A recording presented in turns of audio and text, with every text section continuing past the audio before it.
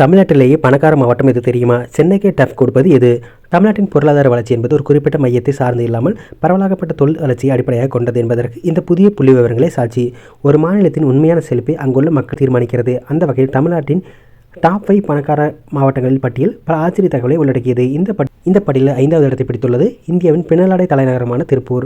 Dollar நகரம் என்று அழைக்கப்படும் திருப்பூரின் ஒவ்வொரு வீதியும் ஒரு சிறு தொழிற்சாலையாகவே இயங்குகிறது. லட்சக்கணக்கானவர்களுக்கு வாழ்வாதாரம் வழங்கி உலக நாடுகளுக்கு ஆடைகளை ஏற்றுமதி செய்யும் இம்மாவட்டம் மக்களின் சராசரி ஆண்டு வருமானம் 4.37 லட்சமாக உள்ளது.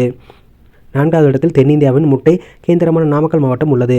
கோழி வளர்ப்பு, லாரிப்பாடி கட்டமைப்பு மற்றும் லாஜிஸ்டிக் துறைகளில் அசைக்க முடியாத ஆதிக்கம் செலுத்தும் இந்த மாவட்ட மக்களின் சராசரி வருமானம் ரூபாய் 4.7 லட்சமாக பதிவாகியுள்ளது. அனைவரும் முதலிடத்தில் இருக்கும் என்று எதிர்பார்த்த தமிழகத்தின் தலைநகரமான சென்னை இப்பட்டியலில் 3வது இடத்திலேயே பிடித்துள்ளது. ஐடி ஹப் மற்றும் வணிக மையமாக திகழும் சென்னையின் மக்களின் சராசரி வருமானம் 5.77 லட்சமாக உள்ளது. 2ஆம் இடத்தை ஆன்மீகம் பொருளாதாரம் கைகோர்த்துள்ள காஞ்சிபுரம் மாவட்டம் பெற்றுள்ளது.